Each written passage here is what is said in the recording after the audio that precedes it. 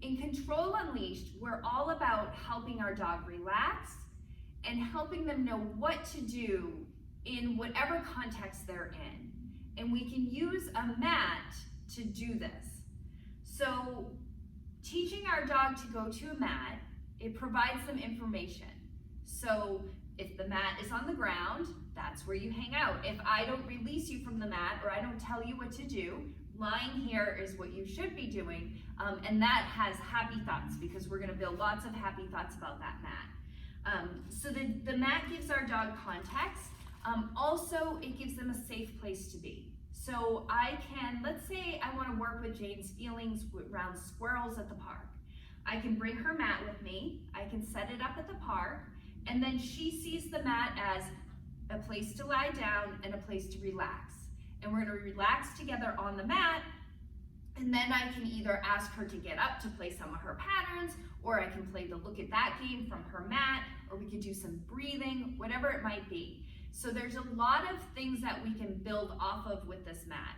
But the very first thing we need to do is we need to build attraction to the mat, which means my dog sees the mat and she wants to be on it. We want to have so many good feelings about this mat, and we don't want it to have anything to do with us, all about the mat. And when I say mat, you can certainly use a mat. I like this one, it rolls up, it has a handle, so it's a good travel mat. When I first teach a dog this, I do like to use like a bolster bed or something that's kind of raised because it gives them better context as far as getting all the way onto the mat. But you could use a cot, you could use a yoga mat, you can get really creative about what you use to teach your dog to really want to be there. So the first step to our mat work is building attraction to the mat.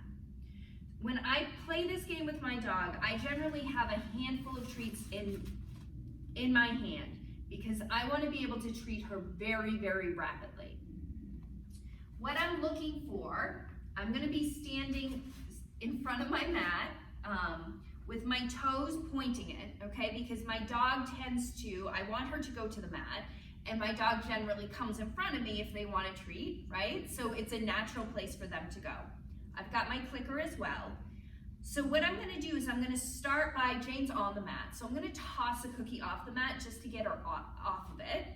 And then as soon as she starts coming over to it, I'm gonna just mark that forward motion and then place a treat on the mat and then continue to click and treat so long as she stays on the mat. In addition to that, I'm going to be placing the treats on the mat. I'm not handing them to her because I want it to be as though the treats are coming from the mat. And my click timing, I'm looking to click while she's still looking down. So generally that means my dog finishes swallowing the treat, and before they have the time to look up at me, I've already clicked and placed another treat down.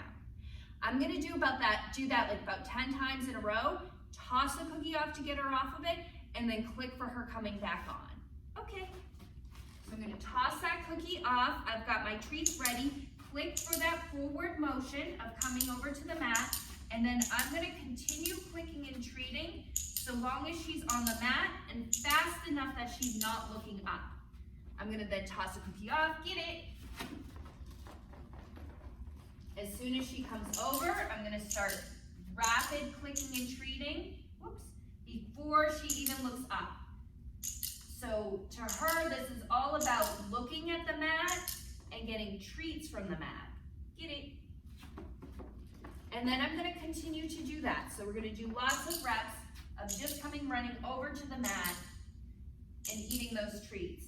Now what I want to do also with my treat placement, good girl, lie down for a second, is you see I'm placing the treats right kind of here, which is drawing her all the way onto the mat. So your treat placement will help. Okay, let's say, that Jane comes from this direction, which doesn't get her back feet on. What I can do is try to click and treat in a way, there we go, that gets her feet all the way on. So I'm kind of placing those treats on the corner. Good girl, get it. And that's gonna help her to come all the way onto the mat. What we can also do is once our dog starts to understand this, I can start changing the context of where I am, because I want this to be all about the mat, not about me.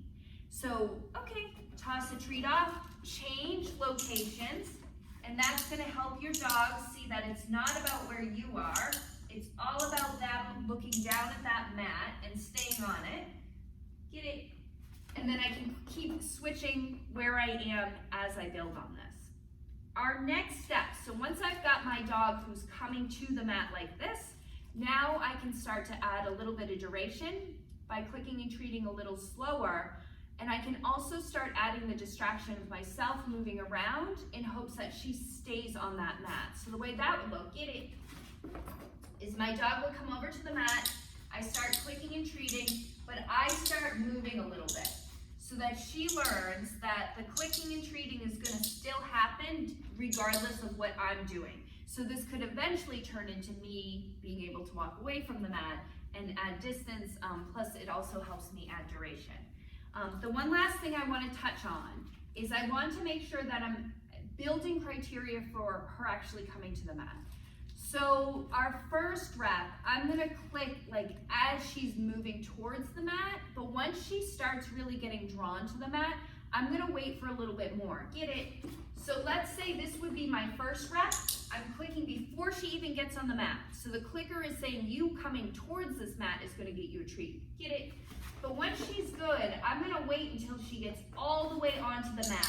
That's how she's gonna get a treat, is all 4 feet on. And you can slowly work your way up to that. So click for them coming towards it, click for 1 paw on, 2 paws on, 3, 4, so forth and so on. So that's the attraction to the mat. We don't care about their position. This isn't about my dog lying down on the mat or sitting on the mat. It's also not about me cueing them to go to the mat. So this is solely, I'm using my clicker and treats to let my dog know that lots of good things happen when they go onto their mat, and that's how we build that attraction to the mat.